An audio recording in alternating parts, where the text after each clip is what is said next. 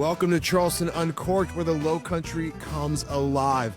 I'm your host, Tony Leone, along with my main man, Scott Harefield, and come on a journey with us through the Holy City as we explore food gems, craft cocktails, local sports, life outdoors, and the issues that are shaping our city.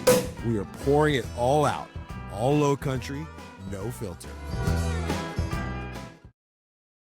What is up? Did you see in the football game where Donald Trump was in the game and the players scored a touchdown and that was their celebration with the Donald Trump? They were like, shout out.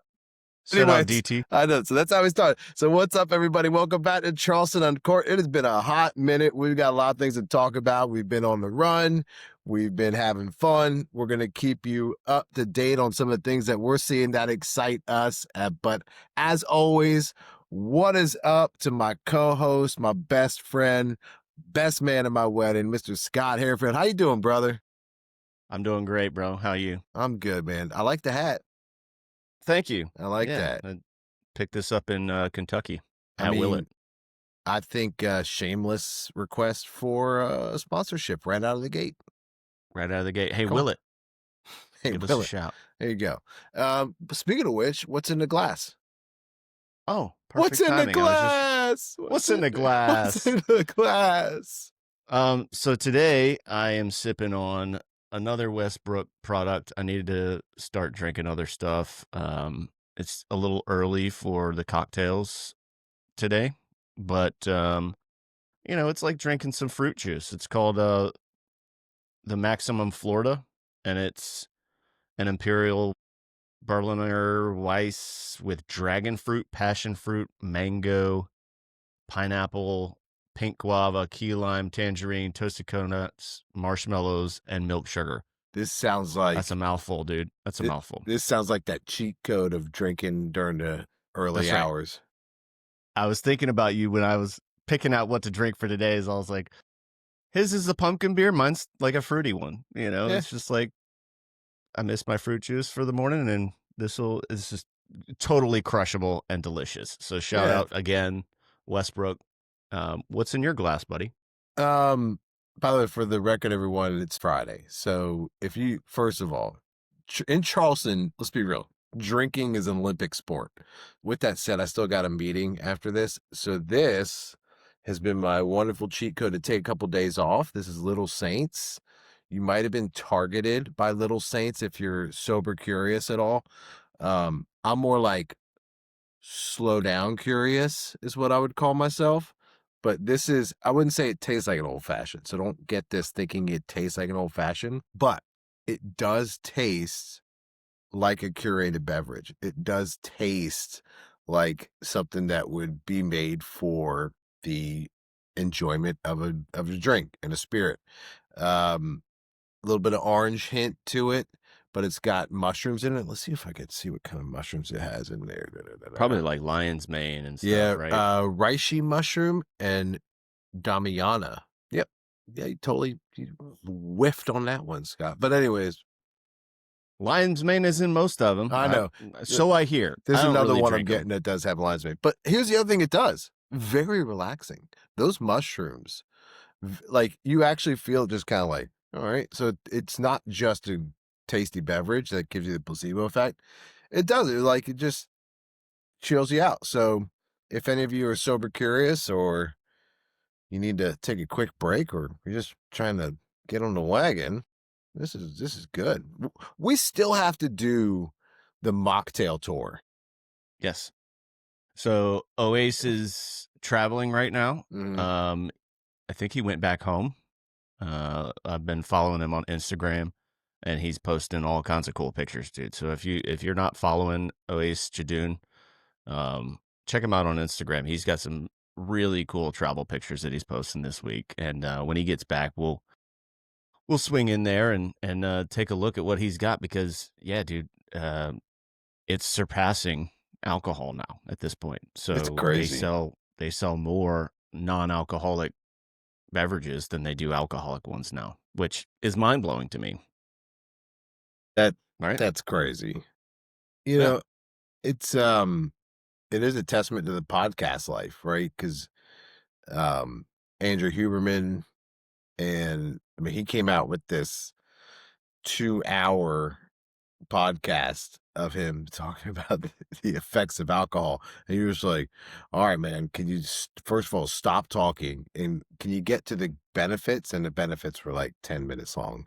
And you're like, look, my old man's 84, drinks a bottle of wine a day, and just shot an 8-point buck. And now he's down in Jacksonville playing 5 days of poker. So what the hell do we know? Yeah. Yeah. I mean, I saw this thing about it was like Ernest Hemingway and this other guy that used to smoke a cigar. I might have sent it to you, but he would smoke, giant cigars, like 30 a day or something ridiculous, right? And so the doctor was like, "You need to slow down." And so he's like, "Okay." So he created these foot-long cigars that he would smoke. So he's like, "You can only have one a day." So he's smoking like these giant, dong-looking cigars We got to get a picture of that. daily. And he's like, "Look, we'll have to share." I'm not sure where I saw that, but it was this video, and I was like, "That's very interesting." The dude lived until he was into his 70s. Yeah, it's a good run back then. All right, cool. Well, all right, so let's do a quick rundown of the stories that we have for everybody today.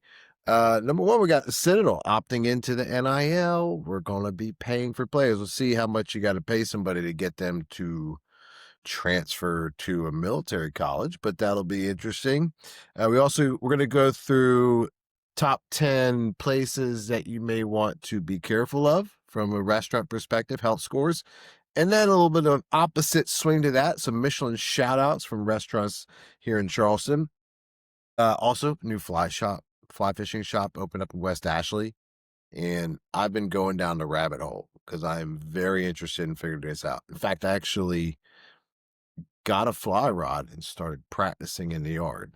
I know. Well, let me know because I've got a couple fly rods. We used to go fly fishing with my dad in Boone, and Dalton and I each have one. Travel rods. They break down into a little travel case, so we'll talk about that. So maybe we'll talk about that when we get to that, because maybe we just go in there with our tails tucked between our legs going, teach us. And yes. Show me the way. Show me the way. And then lastly, Google. What is up, Google? A $9 billion investment into Dorchester and Berkeley County. What's good for the people up there. So all in all, some good stuff coming from the news in Charleston. But I want to kick it off with the Citadel because we got a lot of things to jump on about them. One, we got homecoming this weekend. I'm pumped. Yes. It's going to be fun. Yes. Go Dogs. Go Dogs. And then that's coming off of them winning the Silver Shako, where the Dogs won against VMI in a 28-point fourth quarter. Scott, we've been going to the Citadel games for a long time. You couldn't get them to score 28 points in a game, let alone a quarter. Yeah. Yeah. Dude, that's insane. They've been putting up points this year. Yeah. I guess they took it to heart. Maybe we got some liquor drinkers out there. I mean, I want to make a shirt. I'm going to present it to Coach. Liquor. Just a picture of his face, kind of like this shirt. It's awesome. I got my Bigfoot Lebowski shirt on. One of my favorites. I love it. Shout out Lebowski.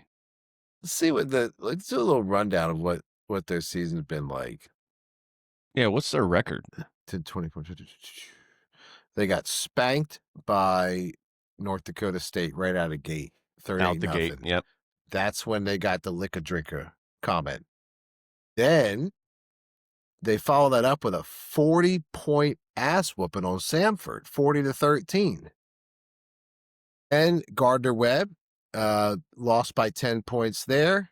Mercer put 38 on them, so they must have been back to drinking milk. But then, here we go. There's Citadel Chattanooga, 28-10, win. Citadel Valdosta State, 38-14, 38 points. Dude, it's awesome. A decade goes by, we wouldn't see them score 38 points of what it would feel like in a season, let alone a game. Yeah. Yep. Then they lost a heartbreaker to WCU, 45-38, but still a high-scoring game. Furman eked by them 24-14, and then there's the VMI win 35-24. And then, you got your sacrificial lamb game in there, and they shipped us off to number 7 Ole Miss. We almost got a 50 burger put on us, 49-0. And then we got 2 left. We got Wofford tomorrow, which is always a fun game. Wofford shows up. Yes. They travel well. And then East Tennessee State. So what's that make their record? They're 4-6 and they're 3-3 in the conference. Okay. So there you go. All right. Yeah, it's been a fun season for the Dogs. If you're a Citadel football fan, you're just liking that they're peppering in some wins and some offense. I mean, it's been so atrocious. It'll be interesting to see how they go with once they opt in to being able to pay players money. Look, if you want to participate in college football, you gotta do it. Yeah, I totally agree. It's awesome that they're able to do that these days. You know what I mean? Like it's pretty awesome. It's awesome for the kids, right? You're going to hear all kinds of different opinions, right? Nick Saban's famous for saying that it's ruined college football because kids are moving around for money and not for the passion of the school or the sport. And so, I mean, there was one guy, I was watching a football game 2 weeks ago, and it was his third team. He was on his third team. I think it was Alabama. I'm like, man, that's crazy. Like, it does lack the culture vibe, right? We just throw in a stud at quarterback, and I don't know, man. But it's one of those things where it was unavoidable. They were also ripping off the kids for using, their sweat equity to make millions and millions and millions of dollars. Yeah, I mean that's part of the problem, right? Is the people that do all the work see zero out of the profits, so it's good to, in my mind, I think it's good for the athletes to get a little piece of the pie. Yeah. If they're the ones that are bringing in the work, it's like working at a corporate job for 4 years and busting your ass and being the best out there and then zero bonus, You know, when I hear the bonus thing, I think since it's Christmas time, Christmas vacation. Yes, National Lampoon's Christmas Vacation. And he's like, Jelly of the Month Club. Then he goes on that rant. Yeah. It was like, oh my God. Holy shit. Hallelujah. Where's the Tylenol? I love it. So how you feel about tomorrow? By the way, let's talk about the tailgating game plan, which is the most important part. You got a plan? Yes. Like, what's going on? We got 2:00 game. Yeah, it's perfect time. Yeah, well, I mean, with homecoming comes all of the other extracurriculars, right? So I'm sure there's going to be a parade, open barracks. We just got to look at that schedule. It's usually pretty early in the morning, like 8:00 is when open barracks is. It's usually like 8:30 to 9:45 or something. And I think the guards perform it right after open barracks. Correct me if I'm wrong, and if I am, my bad. Yeah, did you know they did junior sword drill reunion on Thursday before that? I didn't know that. I did not know that. That's pretty cool. I think it's cool that they still kept it alive. No, they got homecoming twilight parade at 5:00 tonight. And then tomorrow, open barracks 8:30 to 10. And then summer guard performance 9 a.m.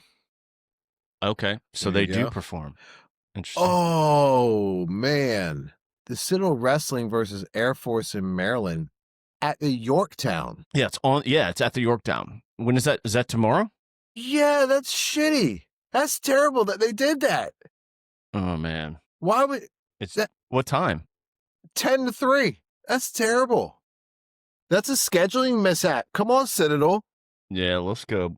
We're wrestling fans. By the way, so there's a kid, Tommy, that wrestled out of James Island, now wrestles at the Citadel. And Tommy holds the record. I might have to put a post-podcast correction in here, but he holds the record for most pins ever at James Island.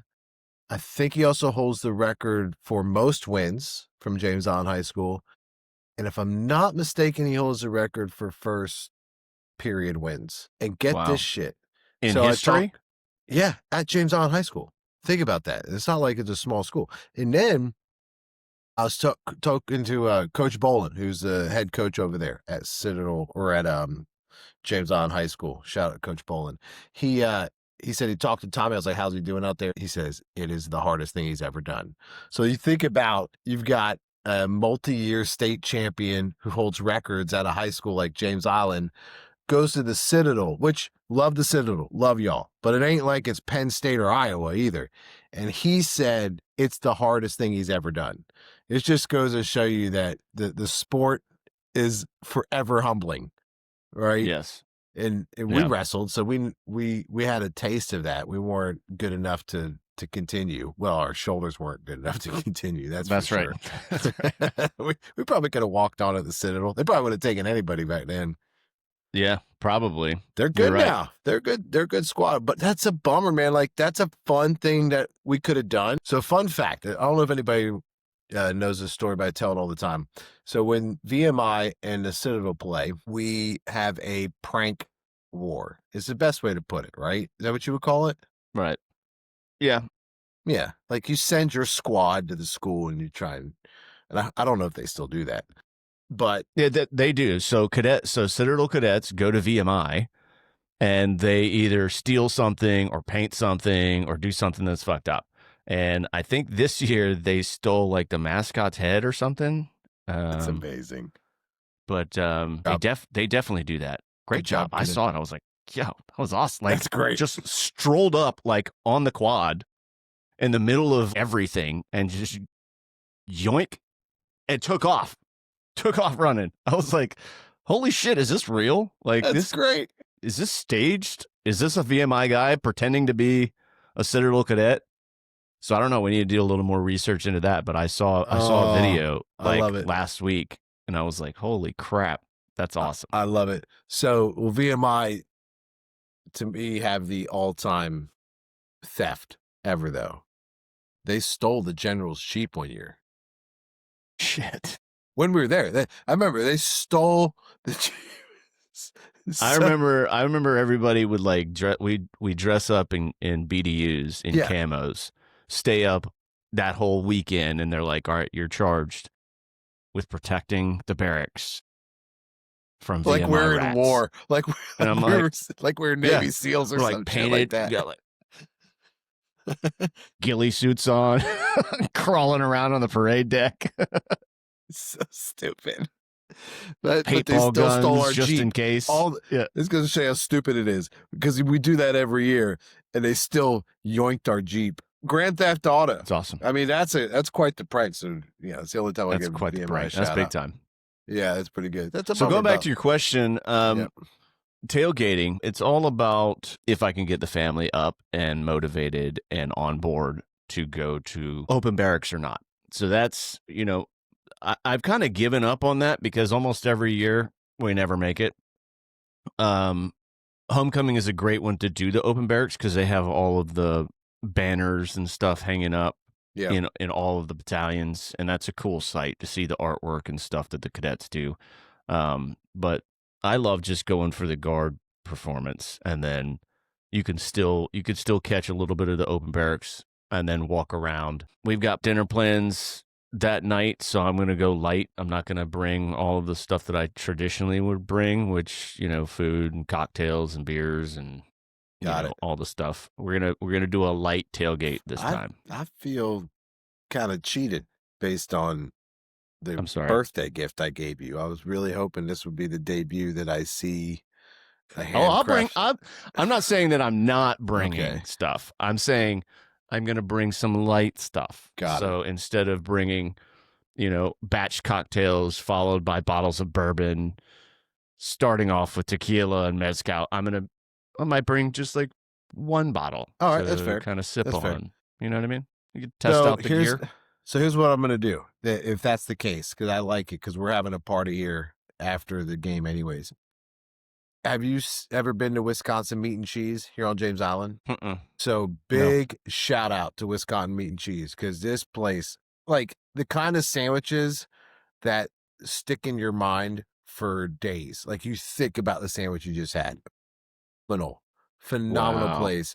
You can get really good, obviously meat and cheese, but the charcuterie boards that you can order ahead of time Mm. are fabulous. I mean, better than anything you get at any fancy restaurant. And actually, Ashley and I had a cheat code for going on dates.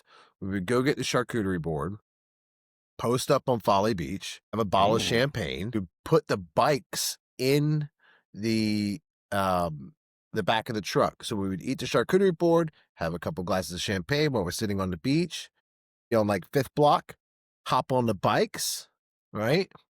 Mm. Ride on down to a bar, you know, Oh, nice. maybe a little low down or what's it, low tide? What's the one that's Low life. low life, Yep. or the other one, Kwai Fei? Is that what it's called? What's it Quite called? fair. Yeah. Yeah. Yep. We'll have the owner on soon. He's a friend of the family. But yeah, like super cheat code. Eat champagne, then nice little bike ride into a Very bar, nice. and then you're done with your evening, and it's perfect. So what I'll do is I'll go get the charcuterie board, and that'll be part of the gig. So are they Green Bay Packers fan? Are you going to wear some Eagles gear in there and just kind of That would gloat a little bit? be the move. Yes, but I'll probably be in Citadel gear. Right. Yeah. Right. Just bring a hat just in case. Okay, there you go. I like it. Go So Birds. speaking of which, you want to, yeah, go Birds. You want to kind of backtrack a little bit and tell the people what's been popping for us, So fun because fact, what's we've been kind of been popping. away Yeah, for a bit. yeah. We had a hell of a trip. By Hell of a trip. if you're looking for an exciting time out, Charleston to Philly is really easy. It was not difficult at all. That was beautiful, man. Super quick. And just for, for the weekend. I mean, not everybody is an Eagles fan, but you don't have to be. I mean, it's great for the whole family. Philadelphia is a huge city with tons of boroughs, but just the experience of walking around, hopping on the hop on, hop off bus. It's exciting. And we did a little Philly cheesesteak tour where we tried 6 different cheesesteaks in 3.5 days. Dude, I was shitting my brains out for like 3 days. I know. I told Nicole, I was like, I can't do this anymore. I can't do this anymore. I was in pain, but it's worth it. It was Yeah, we're worth gonna it. do it again too, because we're gonna do the so Scott and I have a plan. We're gonna do a nice comparison of the best cheesesteaks in Charleston. So Charleston, you're up. We're gonna put 6 on the chopping block here in Charleston. Run the taste test. Be honest. I'm not gonna be biased, even though I Nope. want to be. We're gonna make an So honest review. put some comments down. If you're watching this, let us know who has the best Philly cheesesteak in Charleston, and we'll go try them. The forerunner for me so far to date has been Fugazi's, which is at the bottom of Revelry downtown. Great band. Yep. So, let us know who you think, or from Philly, if you guys are Eagles fans, or if you're from Philadelphia and you're here, or if you live in Philadelphia and you're watching this, that'd be awesome. A lot of y'all here. Yeah. Yeah, Okay. go Birds. So the funniest thing ever, there's a couple stories that are just hilarious. One, we're at the Flyers game, which was outstanding. I knew everyone's gonna love it, but once you go, you're a Flyers fan. My son even looks at me. He's 7, Valentino, and he goes, "Dad, can we watch more Flyers games when we get home?" And I was like, "Fuck yeah!" Anyways, so we're going up the escalator, and this guy is screaming obscenities at these Islanders fans. He's like, "Fuck you!" Right? He's dropping F-bombs. And we're right in front of him. And he turns around and sees Tina and goes, "Oh, shit, kid, I'm sorry." So that was the one. So then the next day, we go to the Eagles game. And I said, "Son, so you're going to hear some bad words today." I said, it's just going to be, is what it is.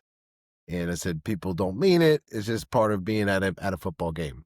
So the way we were sitting, Scott, the way we had to bunch our seats up, we had to do 5 in the front, in 1 row in front of us and 2 in the back. And so Scott and I decided to sit behind our family. So it's like halfway through the first quarter. It was like nothing already. I mean, we're like 8 minutes into the game. Tina looks back at me and goes, "Dad, you said I would hear bad words, but the only bad words I'm hearing are from you and Uncle Scott." Shit, I'm sorry. Fuck, son, my bad. And then the last one, and this was We get a pass. yeah, we did get a pass. We were a little excited.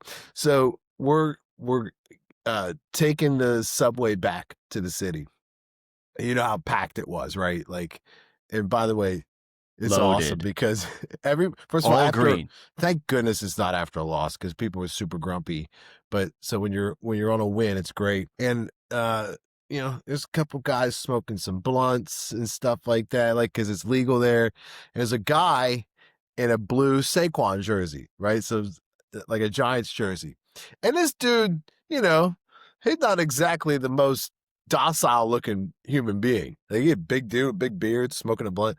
And this girl taps him on the shoulder. She goes, excuse me. And he goes, hey, he goes, I just want to let you know the Giants fucking suck. And I was like, that was it. And she walked away. That was it. And we're like, so Philly showed up. All that to being said, I asked my wife, I said, so you've been in Philly now for 4 days. You've met a lot of the people. Honest assessment, what do you think? She's like, they're great. They're a little rough around the edges, but overall, wonderful experience. So there you go. Philly showed up. Yeah. We had an amazing time. I mean, the kids loved, like you said, the Flyer game. I knew it was going to be awesome, but going into an overtime shootout was incredible. And the electricity going through that place was just through the roof, man. It was so much fun. I didn't think the kids were going to have as much fun as they did, and honestly, I thought your young son was going to tap out, but too. he was all in it the whole time. Shout out Flyers and go Birds. Yeah. We had a great time. We even got Jumbotron, which is awesome. Several times. So there was a fight in the first period, and the Islanders guy got cut in the forehead, so his blood running down his face. And I could see Tino is very upset. Like, he does not understand. And so I'm trying to tell him how you're policing the game. I tried, and none of it got through. It's like, so if you got this guy who scores a lot of goals, but he's smaller, the big guy could just hit him all day long. So we have one of our big guys get in a fight with their big guy, so he stops hitting our guy who scores all the goals. And he was like, but why are they fighting? And I was like, it just went right over his head. But it was great. Even if you're not an Eagles fan, go. First of all, you're staring down the 250th birthday of our country. Come on now. So make a trip to Philly. Go make it happen. All right. What do you want to touch on next? You want to go through best and worst, a little Michelin and bad health grades? I want to talk a little more about what's been popping in a couple of places that I went recently that I think are worth talking about. Let's do it. So I don't know. Have you been to this? It's a place called Mondo's on Folly Road. They just remodeled the place. Yeah, have you been? They just did a big remodel. Oh yeah, if you can get in. Yeah. So my mom is a huge fan of Mondo's, and went and saw her this past weekend, and she's like, "Well, let's go to dinner." It's like, "Great, where you want to go?" And she's like, "Mondo's." No hesitation. She's like, they open at 4. It was like Tuesday or something. And I was like, my son doesn't get out of school until 4. She's like, well, they get very busy. So then they don't take reservations. So just let me know when you pick him up and I'll go get us a table. So went, and beautiful, beautiful place. And I don't remember ever going, but she says it's been open since 91. Yeah, it's been open for a long time. And apparently we used to go there. I don't remember. But this place, the pizza oven that they have in there is just gorgeous. And their food was phenomenal. I wanted to kind of give them a highlight because I really enjoyed it. There's a place called Cold Shoulder Gourmet, and they're in West Ashley. And this guy does, I've talked about him before, but he does high-end cured meats and high-end cheeses with like truffle and fantastic breads that he gets fresh. And so he did a collab with one of my other favorite spots, was Rebel Taqueria. Yep. In North Charleston on Reynolds Avenue. And so they did a collab where they did a taco with like his meats and cheeses and truffle sauce. And they had a sandwich and a taco. and both of them were out of this world. And then I also get to give a shout out to Vin. So Shots with Vin. There's this guy. Look him up on Instagram. Shots with Vin. He does oyster shooters, fresh oysters, local, that he pairs with just the wildest creations. He will take like whatever special drink that they're serving that week or whatever just inspires him. He makes these gourmet oyster shooters. So you get a shot glass of some kind of liquid. Sometimes it's beer, sometimes it's liquor, sometimes it's an infused spirit that he makes himself. And then he'll put the oyster on top, and then he'll put stuff on top of the oyster. I'll share some pictures with you guys from his Instagram, but that dude has been killing it for years. And almost every time I go to Rebel Taqueria for some kind of collab, they do a bunch of collabs, and I love that about that shop. And not to mention, they have a fantastic mezcal and tequila selection. So, that was all amazing. I went back to Johnny's again. Don't shoot me, but There's someone, I think it's Low Country Eat Out, which is a hilarious name. yes, I'm not touching that one. But yeah, But it I is think, funny. I think that I person, love that group on I Facebook. think they live in Hanahan because they were raving about Johnny's themselves, and so apparently that spot's speaking for itself. I haven't been out there yet, so we got to do that.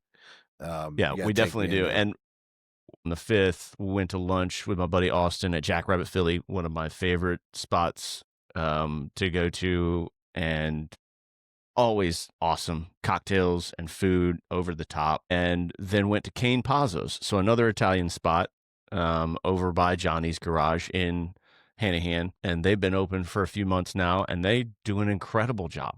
So at both places, both Mondo's and Cane Pazzo's, I tried limoncello. Oh, I know we talked okay. about it a couple times. Yep. I've now had limoncello twice now, and 2 different variations. I'm obsessed. I will be making that this weekend. I ordered some special bottles with glass bottles with latches Okay. so that I can make limoncello, and I can make that passion fruit syrup that Stuart was telling us about this past week. Yep. Have you done it yet? So You haven't done it yet? I haven't done it yet because I haven't had the bottle. I didn't have anywhere to put it. Oh, okay. So I got the bottles should be in today. I plan on making all of those at some point this weekend. So limoncello takes about a month to finish, but I'm definitely doing both of those immediately. This coming Saturday, I'm going to beautiful South downtown. One of my South. favorite spots, top notch. We're going for a birthday dinner for Drinks are Ashley. so creative. So creative. What's that? So MSG martini is what my I get every time I go there. It might not be on the menu, and 2 times I went, it wasn't. But you can order it, and they'll make it for you. So if you go to Beautiful South, ask for their MSG martini, and it's essentially, I've been recreating that this week. And any luck? Yeah. So the way I recreate it is I make a slightly dirty martini. It's not exactly the same. I'll never make it as good as they do. But the things I don't know what's in theirs. I just taste sesame oil. So what I did was I made like a slightly dirty martini with vodka, and I just add 2 drops of sesame oil, shook it up, But you're not putting poured it in a coupe. no MSG at all? No, Huh. no. It's just the flavor of whatever they're using, their MSG, tastes to me like sesame oil. Yeah. So I had sesame oil. I was like, let me see if this works. And it works. I mean, I do want to figure out what they put in their drinks and see if I can recreate it exactly. But a lot of places won't tell you like how they make their stuff. I mean, I get that. That's part of the fun. Figure it out. Yeah. Part of the fun is for me. I mean, I made a couple of drinks that didn't work. You have to use like gin martinis. Unless it's a Gibson, I haven't had one that I've liked. I don't want to say I'm not into that, Bro, but I've not. made one Did you where make it with I've that enjoyed vodka that we got at it. Gibby's, The or gin, the so the gin mint, from Gibby's? so yeah, I made, Because I did. so the mint, yeah. So which, what'd you make it The with? one with the third bottle over, which was the one Mignonette. that like the like kind of had an olive oil, rosemary kind of hints to it. I did an extra dirty martini with that, and that I'm with you. I don't typically like a gin martini. Whew, it was Yeah. phenomenal. I've been back since you and I went, Scott, for the and record, I got, everybody, we were there last week, and we spent like $300 each. yeah. Okay. I don't know what to tell you, but we will be putting out a video. It might be out by the time this video drops, but yeah, the guys over there at Gibby's Bottle Shop were kind enough to let us record. And they did what they normally do. They just come out and they talk to you. They walk you around the shop, and so we got to experience that. That was awesome. Great. And like Tony said, he gave me a beautiful gift that again I will be sharing with you guys and let you know what I think once I test that. But I appreciate that, buddy. It's Yes, very kind, very thoughtful. Excited to see you put it to use. Yeah. So shout out again to Gibby's and Stuart and Chris over there. Thanks a lot. We appreciate it, and we'll keep going back because their selection of gins, tequilas, and bourbons are, I mean, Yeah, second to none. It's a true bottle shop. It is not a liquor store. It is a bottle shop with true purveyors who understand at the highest level what they're doing, and they're supplying a lot of the restaurants. That's what I learned. That it's not just a corner liquor store. So that was cool. Right. And I love the, the restaurants that they support make really unique, off the wall, very artistic drinks. So the stuff that they're requesting, is not your Jack Daniels. What's nice about that spot is you could be in a rut and go, hey, I'm in a rut. I'm sick of drinking old fashions. I'm sick of drinking martinis. What should I do? And they'll go, what do you like? What's your palate? What are you interested in? How much work do you want to do? And they'll set you up with even not just the alcohol, but a couple recipes. We came out with a couple recipes that we're going to put into action. So I'm excited. Yep. So hopefully next episode, I'll be drinking one of those. I hate to go down that tangent, but I wanted to, kind of shout out those few places that I went this past week before I forget about them. That's what we're here for. Yep. Because we drink a lot and we can forget about them. All right. Cheers, buddy. On the next list, I think we should leave the not so top rated ones alone. And here's why. If you live in Charleston, a bad restaurant can't survive. Like, it just can't. They will get sniffed out. So I don't want to loud these restaurants out because I want to give them an opportunity to fix it. Maybe we'll revisit them. And if they don't fix it, the market will tell you real quick and they'll be gone anyways. So right. Why don't we just... Let's not loud out the negatives. Let's just stick with, we didn't do it with the shrimp. Well, maybe the shrimp company. By the way, did you see that lawsuit was dropped? I did see that. That's wild, dude. There's some shady shit. There's a little backdoor thing going on. Somebody got paid. Somebody got paid because the Shrimpers Association didn't have enough dough. Something happened because for the judge just go nothing. I mean nothing. I don't know. We'll talk about that one next time. But I want to talk about the Michelin star ones. You followed up on these because we got some honorable mentions. I misread it thinking some of them got Michelin stars, but why don't you give us the rundown? Because even if you get a mention, that is so cool. So that's huge. So walk through it. Yeah. So we recently, over the past couple of weeks, I believe it was last week, Charleston was awarded 3 different restaurants in Charleston were awarded Michelin stars. So the Wild Common, Vern's, and Malagon. I believe that's how you say it. Malagon, Malagon. All fantastic restaurants. Come to find out, I've been to all 3 of them. One of which I've been with Tony and his wife and my wife. The other 2, Vern's and Malagon, I've been with our friends that we like to bebop with, and all are fantastic and very deserving of that award. Just Can't say enough about those three. Then there's another group that's called Bib Gourmands. It's like an honorable mention. It's another subset of the, they didn't necessarily qualify for a Michelin star, but they're right there. And so these guys were awarded best value, and so also have been to all of these. Leon's Oyster Shop, Going on, Leon? fantastic. Lewis Barbecue and Rodney Scott's. So, fun, quick story about Rodney Scott's. Several years ago, before Rodney Scott had his Charleston shop, some guys I worked with, we used to go out to lunch once a month. And it was their turn to pick a spot. And I was like, where you guys want to go for lunch? And they're like, we got a place. It's got your name in the title. We're going. And I was like, okay, sounds good to me. Well, there's this place called Scott's Barbecue in Hemingway, South Carolina. If you know where Hemingway is, it's like a 2-hour drive from here, dude.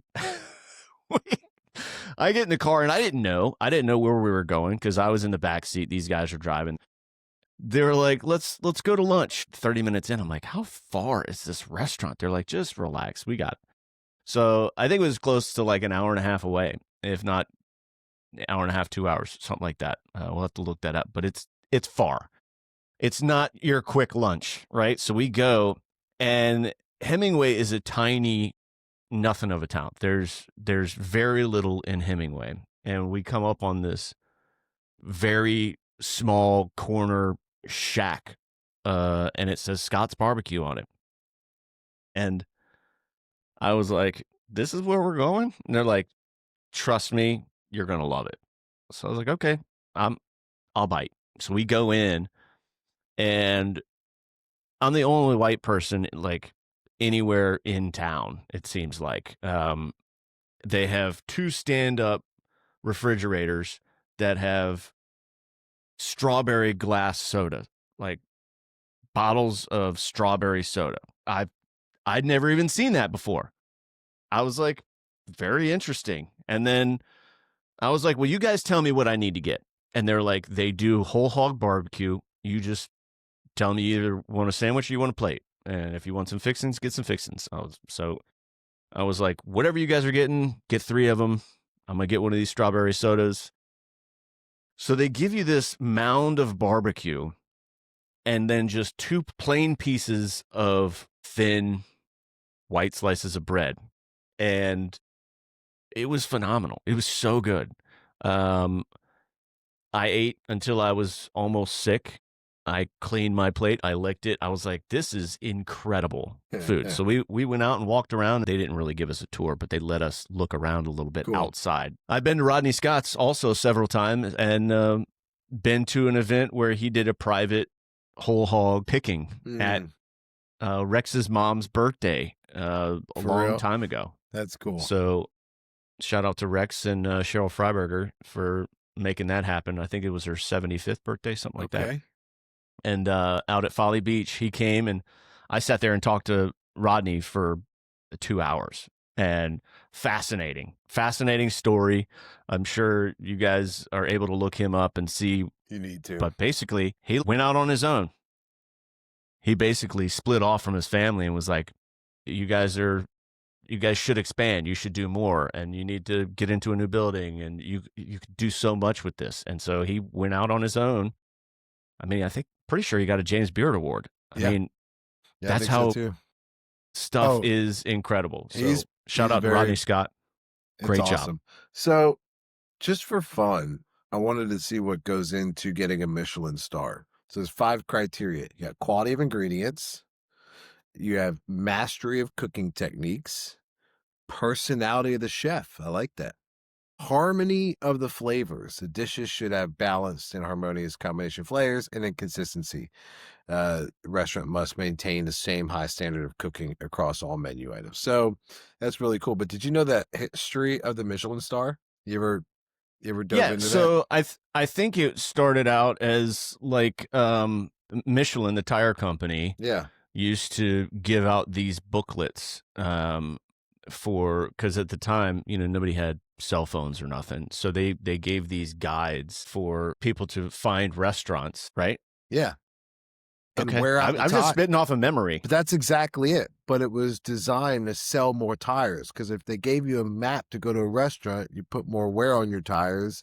And Right. so if they would map out like a gas station and a restaurant, and basically it was a brilliant tool to sell more tires. And then now we use it as the gold standard rating system. Isn't that crazy That that a is, tire company is still the standard for restaurants? it's great. I love it. I love it. It's I capitalism do at its too. best. It's great. So, well, that's cool. Wild comment. I remember that was fantastic. We had, Yeah, so good. yeah, that was an amazing spot. I'd like to check out the other ones. So that's cool.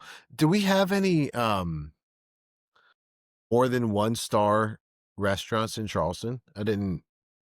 I don't think so, Yeah, but that's so. It's think of how hard that is to get. If that's I don't think I think these are our first 3. We gotta do better. Come on now. Step up your game, Charleston. So we also have a new fly fishing shop in Charleston. Out here in the told me that. West. Yep. So we're definitely gonna check this place out. Probably should give shout out to some of the other ones that have been out for a while. I know Hadrill's up in Mount Pleasant has a very robust fly fishing selection. The one on James Island near me does not. A little bit lighter. I don't know why. But so There's one in West Ashley. yeah, well, yeah, exactly. So I want to make sure that we give love to all of them, but at least for the new owners, 843 Flies and Outfitters, they opened November 1st in West Ashley. So if you are a fly fisherman or fisherwoman, whatever the politically correct version of that is, yeah, good to check it out. And so I've been watching on YouTube like crazy people who were doing fly fishing at king tides. Because like whenever I would do a king tide fish, I basically would use a weedless spoon. I see the fish tailing, and you got to drop that spoon without spooking it and hopefully drag it by the fish. And I've caught plenty of fish that way, but watching them fly fish, I'm starting to become slightly obsessed, to the point where I was out in the yard. Boy, you want to feel like you're getting sent right back to amateur hour. Try fly fishing for the first time. So I'm actually gonna be excited to check out if they can help a novice like me. But have you said you did a little bit, but it was up in North Carolina? Did you ever get good at it? Like, what's your experience with fly fishing? Yeah, so my parents used to have a mountain house up in Boone, and there was the Watauga River that wrapped around the property that was next to their house, and right up the street, they had some friends, some doctor friends that had this very private, small little cabin that they lived in full time. Same river, just upriver. And this dude fed all of these trout. So they were huge and they were all over the place. And so a lot of people would go there to learn how to fly fish. And a lot of local guides up in Boone would take their clients there just because it's easy. I mean, it's literally like fishing at the aquarium. You know what I mean? Like you have a ton of these giant, beautiful fish of all colors. He had brown, golden, rainbow. He had all of these trouts, and they were monstrous. So this was back before Nicole and I got married. My dad would take us up there, me and my brother, and we'd do a little fly fishing, catch some. And the guy that lived there would tell us, oh, they love, this fly, this. He would set us up and basically like shooting fish in a barrel. We just practice casting, Yeah. 10 and 2, 10 and 2, 10 and 2. That's what I heard. And Right. 10 o'clock and 2 o'clock. Yeah. So it's the motion of, if you imagine a clock and the fly rod is the hand of the clock, you're pointing it at 10 and then 2, and you're just kind of flicking your wrist. And the idea is to flick it so that the line kind of does a loop and it will flop out the fly in front of the fish. So at the end of, it's kind of the opposite of the fishing that you and I grew up on, where the leader, the thick part is at the end. We want the opposite. We want the line is basically the leader, and the very end you have like monofilament, You have like thin see-through line so that it doesn't spook the fish. Mm. So you have about 2 feet of that, and then you have a little fly on the end. So you just present it out in front of the fish, and hopefully they snag it. And yeah, we did that several Did times, you get and any good at casting? yeah, I mean, pretty good. Yeah. I wouldn't say that I'm awesome. Went back and actually for our honeymoon, we got married up in Boone. That's where we stayed the first night of our honeymoon. Was in they have a little mother-in-law suite that's detached from their house that guests can stay in. That's where we stayed the first night, and we fly fished the very first morning as Mr. and Mrs. Harefield. It was super cool. Why aren't you teaching Um, me how to fly fish then? I can. You haven't asked. I'm telling you. I mean, it's All been right. quite a while. I went back a couple times, and we went with some guides. Yeah. And did some actual wild fishing out in a couple of other rivers. Uh, My brother and I, my dad. I've not done it in quite some time, but my mom gave my son a couple of my dad's old fly rods that he had. And my son's got a little tackle box. It's more of like a fanny pack, which is pretty cool, actually, from Orvis with some flies that my mom gave him. So cool. we did I'll go tell you out what in our last neighborhood, and we casted a few times in the pond, and just to get Dalton, kind of used to that Yeah. motion of 10 and 2. Yeah. Didn't catch anything, but yes, I'm trying to get back into All right. So what we'll that do realm. is we'll do a little quick tour of some of the fly fishing shops. Maybe Hmm. pop in on both of them that are in West Ashley. Maybe give Hadrill some love too, and yeah, see what they tell us. And we just had a huge full moon. I mean, that thing this couple weeks The ago, beaver moon. It it was was it was on my birthday. the beaver moon. Ain't nothing. Yeah, Dude, everybody loves a super good beaver moon. moon. Really hit this out of the park with low country eat out beaver moons. Yep, we're we're batting 1,000 with this one today. That's Okay. funny. On that note, we should probably wrap up before we get canceled. Yep. All right, Keep we got one going. more story, and then we're gonna kind of what's coming up. So just because it is good news, we love an infusion in our city. We had, as we mentioned a story earlier, we had Google, which is investing $9 billion in Berkeley and Dorchester counties for what they say iCloud and AI expansion. So there we go, folks. Uh, which basically means we need land, we need people, we need place where people want to live, and we need energy. So uh, Google plans to invest $9 billion in South Carolina with the hopes of expanding the company's cloud and artificial intelligence infrastructure. With the funds, Google will expand the Berkeley County data center campus and complete 2 new data center campuses in Dorchester County. Google said it will train more than 160 electrical apprentices. And they will also be expanding into Dorchester County with additional projects. So, when you see that, you know, obviously there's a lot of conversations around AI, right? I don't think that's news to anybody, but the bigger conversation is what's going to do to jobs. And it's interesting that they got I think the story in there is the electrical apprentices. Hmm. And the fastest way, from my understanding right now, if you want to be a millionaire, is going to be through the trades. Like if you're intelligent, can run a business and have a trade, that is the fastest way to $1 million lifestyle. So it's interesting that you got that attached to AI plus the apprentices.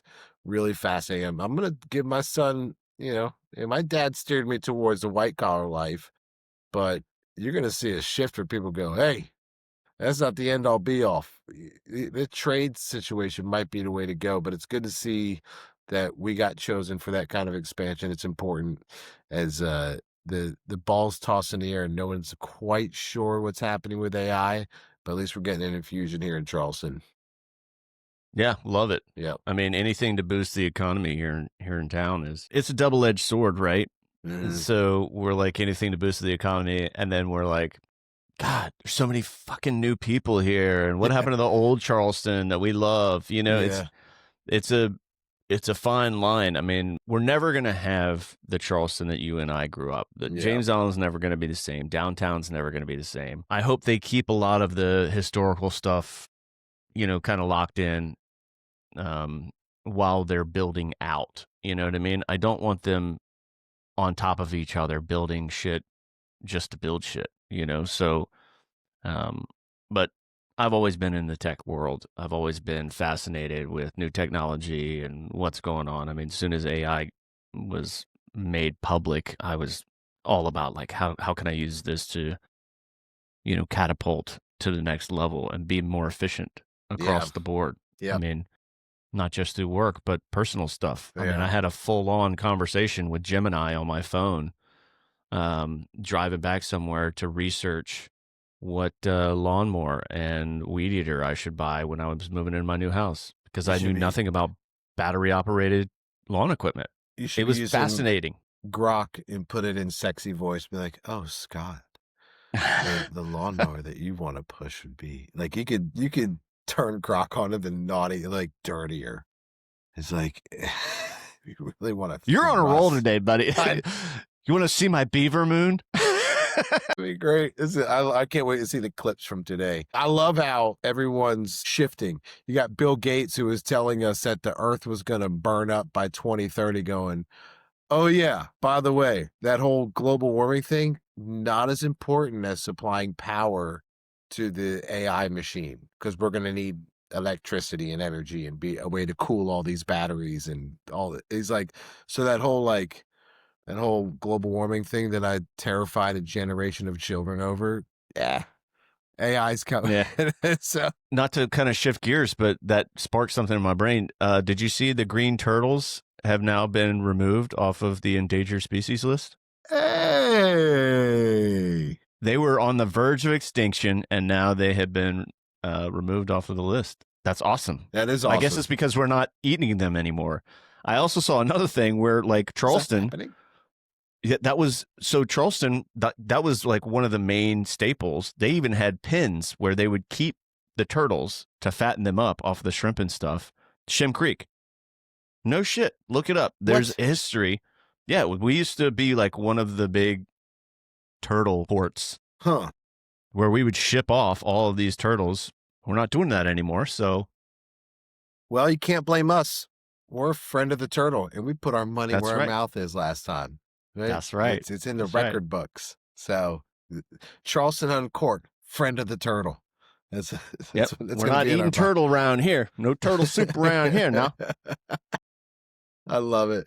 All right, cool. Well, I'll do a quick rundown of things that I'm looking forward to in December.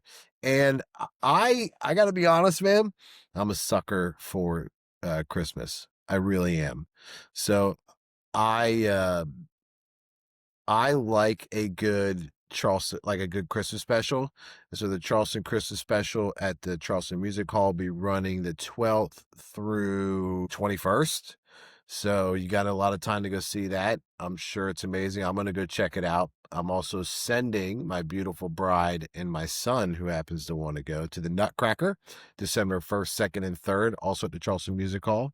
Since we're on the Charleston Music Hall, you got local favorites and local legends, the Blue Dogs, coming in on December 27th, and then Future Birds, the 30th and 31st, and the 30th and 31st. So it's a 2-night show for Future Birds. So there's some really good stuff at Charleston Music Hall. But get your Christmas on. And also, hey, you know what? I was out at the James Island County Park yesterday. My son was playing a little soccer, a little baseball with a friend, and they had it set up. And as much as I think that I'm over it, every time you get in there, you go, it's still super cool, man. So They they're bring you they're back in. they're bringing back in. They kick off today, obviously all the way through New Year's. Just remember, be mindful of traffic. For those of you that are in or around the island, they've been doing construction on Central Park Road. They're going to be starting to allow through traffic on Central Park Road. So don't avoid Central Park just because it's been closed down for the last 6 or so months. You can use it. All right. So as you know, you're going to need all outlets. When we used to live right there off of Riverland, you were basically a prisoner. Like I couldn't get food delivered. I couldn't get anything because it was terrible. But I don't live there anymore, so I don't care. I live on the Harbor View side now, but yeah, but it's still super fun, and help out a little bit by taking all possible routes. Central Park is available, so that's what I got going on. Super Christmased up. What can I say? I'm ready. What do you Yeah, got? yeah. We go every year. It doesn't matter. I mean, my nieces come in and we go as a family, and they got a little train ride. So if you've never been, James Allen County Park, their light display is fantastic. You go in and you drive around the park, and there's light displays. It's probably about a 15-minute tour. Yep. 20 maybe. Most of them carry over from year to year, but each year they have a few new displays that are really cool, and the kids really love it. And the cool thing to do is, if you have time, get out, go walk around, and they have this little train ride that you can get on, and it's totally worth it. It's like this little golf cart train that they do, and they take you basically the back road and take you around the lake, and it's really cool, a lot of fun. So check them out, because roast marshmallows, Santa's Village. You can go see Santa. You can knock it all out in one joyous occasion. And they have artwork posted up from each school. So like each school in the Charleston area does some kind of art display. I think it's some kind of door or something. It's a door. Paint. Yeah, I saw them yesterday. Okay. Massive shout out to the most creative one I saw. It didn't lock in the school, so if it's your school, post it. But they had a sport fishing boat with a tree in the back, and it said naughty or nice, but it was NAUTI, like naughty. Oh, yeah, very clever. Very clever. So shout out to that one. That was my favorite. So if you go, post what your favorite door is, and then give that school a shout out. Yes, awesome. What else you got? That's all I got. I don't really have anything upcoming that I'm tracking. I'm sure there are some concerts and stuff, but we'll hit them next week. Come Thanksgiving time, I'm in kind of survival mode, waiting for Christmas. I mean, there's so much going on between Thanksgiving and Christmas.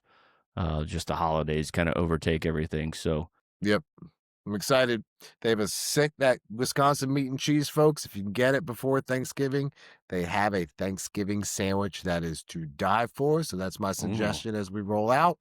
But other than that, it's good seeing you again. And I'll see you tomorrow. It's going to be awesome. Go Dogs, go Birds, go everything.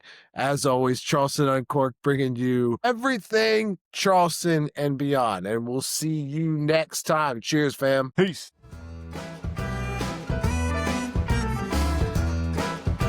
Thank you for listening to this episode of Charleston Uncorked. The only way we are going to grow is if you tell your friends. So please like, subscribe, and share. We would be eternally grateful. Thank you again for listening to this episode of Charleston Uncorked. We hope you enjoyed.